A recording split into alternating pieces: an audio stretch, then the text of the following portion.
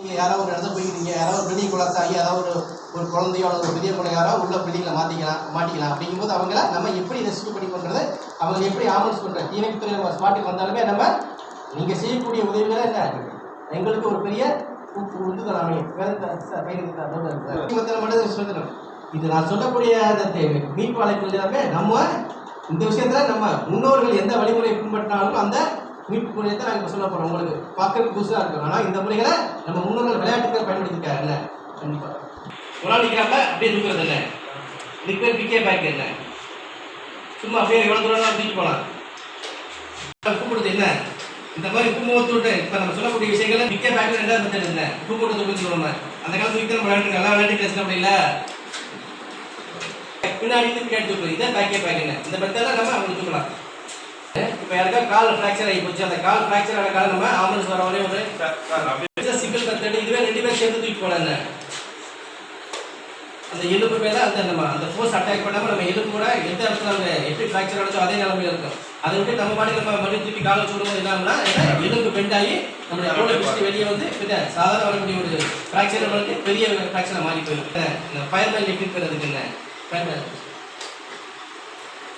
150 wait இருக்கக்கூடிய ஒரு ஆளை சாதாரண நம்மளால ஈஸியாக தூக்க முடியாது. என்ன நல்லா இருக்குமா இப்போ தான் ஃபயர்மேன் லிஃப்ட் உயர்மாடி கட்டளை சப்போஸ் நம்ம தூக்கி இறக்கணும் அப்படிங்கும்போது நம்ம இறக்கக்கூடிய பேஷன் யூஸ்க்காக இருப்பாங்க. அவங்க சேஃப்டிக்காக நம்ம கையை லாக் பண்ணி வாடிப்பில் நம்ம இறக்கும்போது அந்த லேட்டர் நம்ம இறக்கும்போது அவங்க பாதுகாப்பாக இருக்காங்க. எட்டாம் கொண்டு நம்ம இறப்பாங்க. எப்படி லாக் ஆகிட்டா பாருங்க காலை லாக் பண்ணிட்டு அவங்க கையை நம்ம லாக் பண்ணோம். அப்படிங்கும்போது இவர் எப்படி நம்ம சேஃப் பண்ணாலும் இவர் அடைய மாட்டார். அப்படி செட்டாக இருப்பாங்க. என்ன அதனால் நிறைய காலம் நான் பயன்படுத்த ஃபுல்லாக ஃபயர்மேன் லிஃப்ட் அதிகமாக பயன்படுத்திருக்காங்க. அவ்வளோ முக்கியமான முடிச்சுது. ஃப்ராக்சர் ஆகி போச்சு, கால் அடிபட்டு போச்சுன்னா நம்ம இந்த மாதிரி மெத்தட் என்ன இப்போ காலை கலத்திக்காம ஃப்ராக்சரை கலத்திக்காம 2 கை மற்றோட ஒரு கை இது மற்ற மாதிரி எப்படி கை வைக்கிறாங்க பாருங்க. இந்த மாதிரி மெத்தடை நம்ம பயன்படுத்தோம்னா உங்களால் கிட்டத்தட்ட 1/2 கிலோமீட்டர் 3/4 கிலோமீட்டர் நம்ம எந்த ஒரு சோர்வு இல்லாமல் நம்ம கண்டிப்பாக தூக்கி போக முடியும். நம்மளால் தூக்கி போக முடியும். என்ன இதான் போர் காண்டிக்கிறது. சேர் நீங்கள் உட்காந்து கூட சேரில் போகிற மாதிரி போக முடியாதுவா அப்படிங்கும்போது அவரை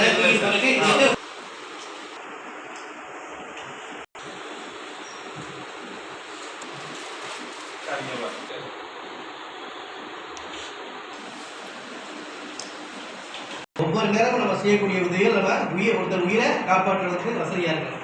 ஒரு ரோட்டில் போயிட்டு இருக்கோம், ஒரு சாலையில் போயிருக்கோம், திடீர்னு ஒரு ஆக்சிடென்ட் ஆயிடுச்சு, ஒருத்தர் மைக்கில் ஒருத்தர் நம்ம பார்த்து போகலாமா? கண்டிப்பாக போகக்கூடாது. இதுவே நம்ம அப்பா அம்மா யாருக்கா ஒரு விஷயம் நடந்தால் நம்ம எவ்வளோ பதறமோ அதே மாதிரி ரோட்டில் போகிற ஒவ்வொருத்தரும் நம்மளை உடன்பிறத்த சகோதரத்தை நம்ம நினைக்கணும். அப்படிங்கும்போது அவங்களுக்கு ஏதாவது ஒரு ஆக்சிடென்ட் விபத்தில் வந்தால் நம்ம உடனே 108 காம்பன்ஸ்க்கு நம்ம தவிர்த்துக்கணும். நம்ம ஒவ்வொரு நிமிஷமும் காமிக்கக்கூடிய ஒவ்வொரு நிமிஷமும் நம்ம ஒரு செகண்டுமே நம்ம அவங்க உயிரிழப்புக்கான ஏற்படுறதுக்கான வாய்ப்பு